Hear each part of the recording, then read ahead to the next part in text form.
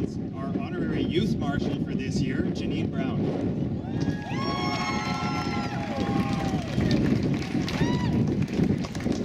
So, I grew up feeling safe, and I guess you could say I was a bit sheltered. The first time I heard the word gay was in 4th grade. My class was assigned math homework, we didn't like it. It was so gay. Second time, it was 6th grade, there was this girl. She was 1 year older than me, she was way cooler than me. She said, "I hate the color pink, it's so gay." I mean, if pink was lame, being gay had to be lame too, right? I'd always assumed that being queer was just a little bit like having cancer, so only people in sad movies had it. Just like sad movies, it's never going to happen to you, but then you grow up. See, I grew up and my grandpa was diagnosed with cancer and I identified as gay, and suddenly sad movie scenes didn't seem so far away. That's so gay. It was so easy to say until you realize that you were talking about yourself. Then it changes. It's not about math homework. That's so gay. It becomes the elastic band you keep on your wrist for a snap. Every time you find a girl attractive, that's so gay, becomes not being able to sleep at night because you so badly want to wake up and like that one boy with a cool haircut. That's so gay. It's a color on your cheeks that you can't erase when you're caught staring at your school's GSA poster and you swear the red on the pride flag isn't as bright as the blush on your face. That's so gay, becomes not eating at all during the day. I mean, you've learned to shut yourself down because you don't know how you'll ever be able to be honest when someone asks you, "Why don't you want a boyfriend?"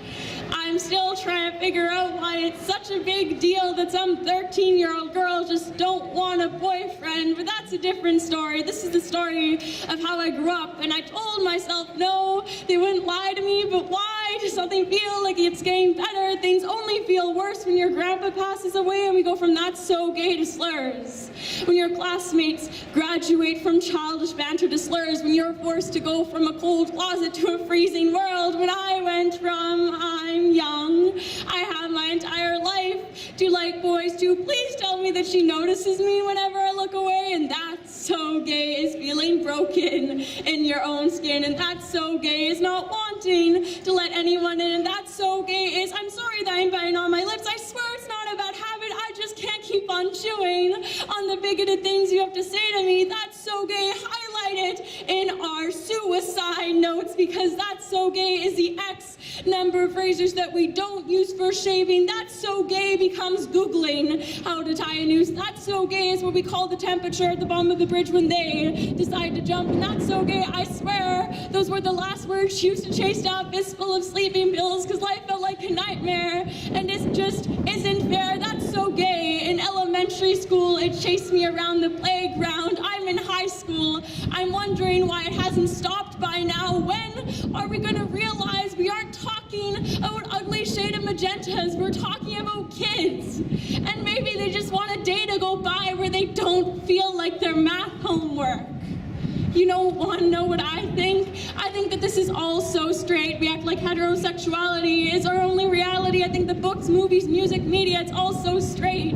It's so straight when the first time I heard about the identity with which I related, I was learning about all these concepts outdated. This desire for what's normal is so overrated. Stop keeping our voices muted and representation faded. Our ideas of what's right and what's wrong can be so jaded. No, wait, they're more than that. They're so straight. Go ahead and tell me I'll never see pearly gates because of this choice that I made, because sometimes someone has to raise a little hell. I get called queer. It's synonymous to crooked, but I'm not off when I say that being gay shouldn't be seen in a demonized way, because no kid should have to be sheltered to feel safe.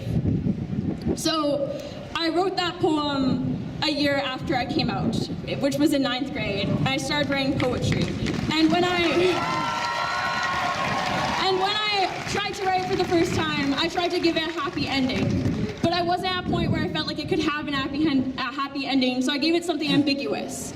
At the first workshop that got me into spoken word, I heard this quote, and said that a poem is never finished, it is only abandoned. So I think this poem will be finished when I feel like I have my happy ending, but I feel like the same thing rings true for social justice movements, so we aren't done here and we can't abandon. We have made such remarkable progress in the last 50 years, but that doesn't mean we're done. We won't be finished until safe spaces are accessible for everyone, until the term two-spirit is as widely known as gay or lesbian, until no one feels unsafe using a public restroom, until we stop viewing curiosity as confusion, until sapphic women are accepted instead of fetishized. We won't be finished until we stop whitewashing our representation, until trans women of color's lives are taken seriously, until we have queer history in classroom curriculums. We aren't finished until everyone feels safe, free, visible, and loved, because as a community, that's what we should be about. We need to listen to each other, because if we ignore intersections, we're only going to have more collisions. And I want you to know, even when the parade ends, it doesn't mean that we stop marching. Thank you.